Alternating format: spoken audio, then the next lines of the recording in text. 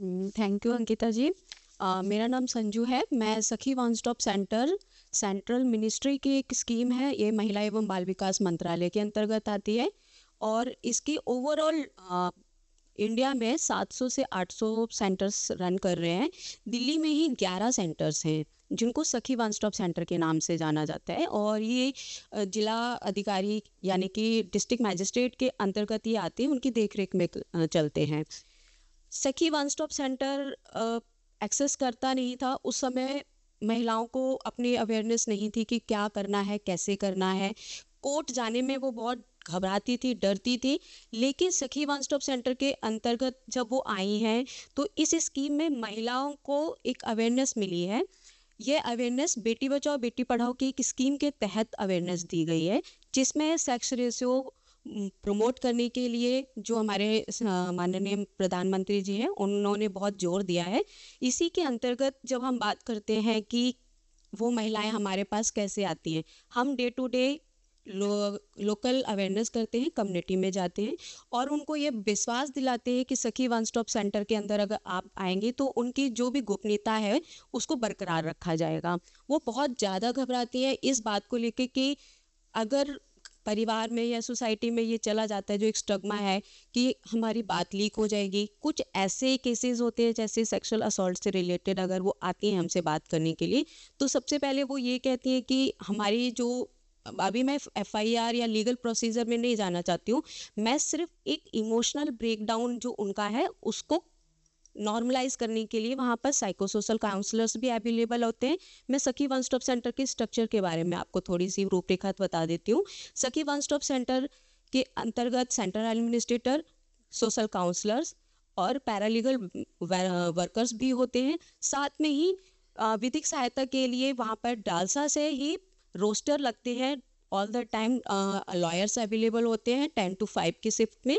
और उस दौरान जो भी सर्वाइवर या जो भी महिला हमारे पास आती है, हम उनको जो भी लीगल अवेयरनेस अगर वो चाहती है, लीगल एड चाहती है, तो हम उसको वन रो फैसिलिटी देते हैं। सखी वन स्टॉप सेंटर का मोटो ही वन रो फैसिलिटी देना है। उसको उसी प्रेमिसेस में मेडिकल भी प्रोवाइड होगा, उसको उसी प्रेमिसेस में लीगल काउंसलिंग भी प्रोवाइड होगी, काउंसलिंग भी वही होगी।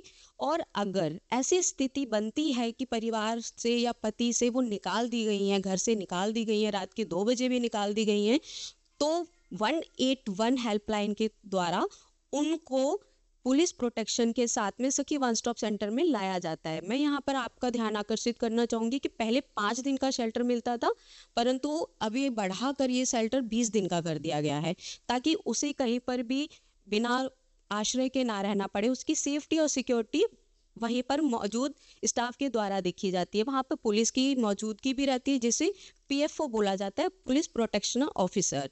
वो वहाँ पर उसकी कंप्लेंट लोकल थाने में रजिस्टर कराते हैं। साथ ही साथ उसकी डीडी एंट्री या एफआईआर दर्ज कराने में जो भी मदद चाहती है वो उसको बहुत इजी प्रोसेस के द्वारा मदद कर देते हैं।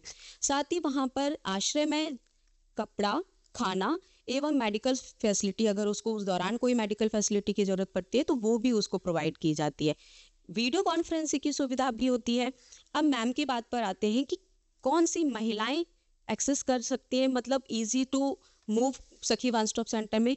कोई एज ग्रुप नहीं है, कोई एज बार नहीं है, आप आ सकते हैं किसी भी टाइम पर। 60 साल की उम्र से लेकर 18 साल तक का बच्चा वो आ सकता है, कोई भी। इवन उससे छोटे बच्चे भी वहाँ पर आ सकते हैं। और उस दौरान भी हम उन्हें चाइल्ड प्रोटेक्शन यूनिट यानी कि चाइल्ड लाइन से कोलैब करा देते हैं। उसके द्वारा वहाँ पे काउंसलर्स जो चाइल्ड लाइन के आते हैं वो भी आते हैं। 181 हेल्पलाइन किसी भी प्रकार के लिए महिलाओं के लिए एकदम अवेलेबल है, फ्री ऑफ कॉस्ट अवेलेबल है।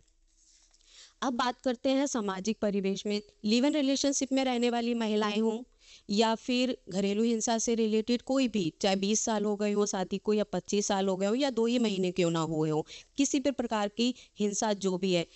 कई बार मैंने अवेयरनेस के दौरान या हमारे वन स्टॉप सेंटर में जो महिलाएं आती हैं उन्हें पता ही नहीं होता है कि घरेलू हिंसा के प्रकार क्या हैं। उन्हें इमोशनल हिंसा पता ही नहीं होती है।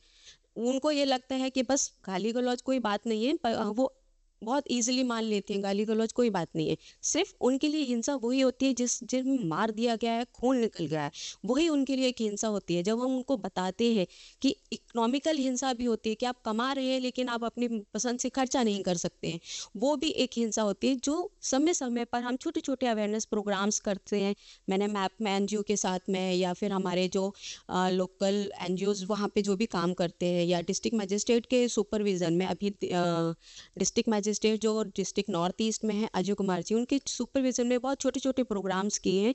वहाँ पर से बहुत सारी महिलाएँ निकल के आती हैं। मैं आपको सिर्फ बताना चाहूँगी यहाँ पर मुख्य वजह होती है कि उनके पास एजुकेशन की प्रॉब्लम है, एजुकेशन बहुत कम है। एजुकेशन फ्री ऑफ कॉस्ट होने के बावजूद भी महिलाएँ एजुकेशन तक रीच ही नहीं कर पा रही है। कई बार ड्रॉप आउट्स हो जाते हैं, कई बार अलॉटमेंट्स के हो जाते हैं, कई बार पेरेंट्स के पास ऐसी सिचुएशन आ जाती है कि वो फ्री एजुकेशन होने के बावजूद भी अपने बच्चों को वहाँ नहीं भेज पा रहे। तो हम स्कूल के साथ में समय-समय पर ऐसे काउंसलिंग सेशंस करते रहते हैं ताकि एजुकेशन का महत्व उन बच्चों को समझाया जा सके। कुछ होता है सामाजिक परिवेश कि कुछ सामाजिक परिवेश में ये होता है कि हम ज़्यादा लड़कियों को पढ़ाएँगे तो वो बिगड़ सकती हैं, जो कि उनकी पेरेंटिंग काउंसलिंग बहुत ज़रूरी होती है। तो सखी one stop centre parenting counselling भी करता है। अब बात आती है कि वो किस-किस अधिनियम के तहत जा सकती हैं। तो हम उन महिलाओं को ये समझाते हैं कि अगर आपका शेयर हाउस होल्ड है, वहाँ पर भी आप उनका रेसिडेंशियल राइट ले सकते हैं, आश्रय का आपको अधिकार है। आप मेंटेनेंस के लिए फ़ाइल कर सकते हैं। ये मैटर नहीं करता कि शादी को कितना समय हो गया, आप अर्न करती हैं या नहीं करती हैं। पहले तो आप अपनी उस परिवेश से निकलने की कोशिश करिए, जब आपके साथ जो भी किस्म की हिंसा हो रही है, उसका जवाब देना बहुत ज़रूरी है। मैं अपने काउंसलिंग सेशंस में हमेशा महिलाओं को बोलती हूँ कि जो भी हिंसा आप सहन करोगे, तो सामने वाले को और बढ़ावा मिलता है। हिंसा कभी भी सहन नहीं की जाती है। पहले भी कई बार होता है नो का मतलब नो। तो पुरुषों को भी ये चीज़ समझनी पड़ेगी और ये चीज़ हम उन काउंसलिंग में भी समझाते हैं कि अगर महिला किसी भी तरीके से नो कर रही है तो इसका मतलब नो ही है। नो का मतलब यस कभी नहीं हो सकता।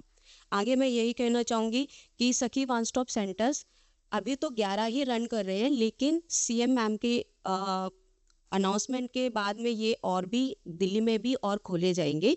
कम से कम हर डिस्ट्रिक्ट्स में 2 से 3 सेंटर्स और खोले जाएंगे। तो होप कि आने वाले समय पर ऐसे सेंटर्स की जो भी एक्सेस मतलब बहुत इजी टू रीच हो महिलाओं के लिए, और ऐसे सेंटर्स में किसी भी प्रकार का कोई सारा फीमेल स्टाफ रहता है तो सर्वाइवर्स बहुत इजी से आकर अपनी बातें बता देती हैं। कई बार वो ऐसी बातें भी बता देती है जिनको वो कहती है कि मैडम नोट मत कीजिएगा केस सीट में, क्योंकि मैं तो ये आपसे फैमिलियर होकर ही बता रही हूँ। तो वन स्टॉप सेंटर का एक बहुत अच्छा एटमॉस्फेयर होता है। मैं रिक्वेस्ट करूंगी कि आप सभी लोग सेंटर में विजिट करें तो अच्छे से समझ पाएंगे। धन्यवाद।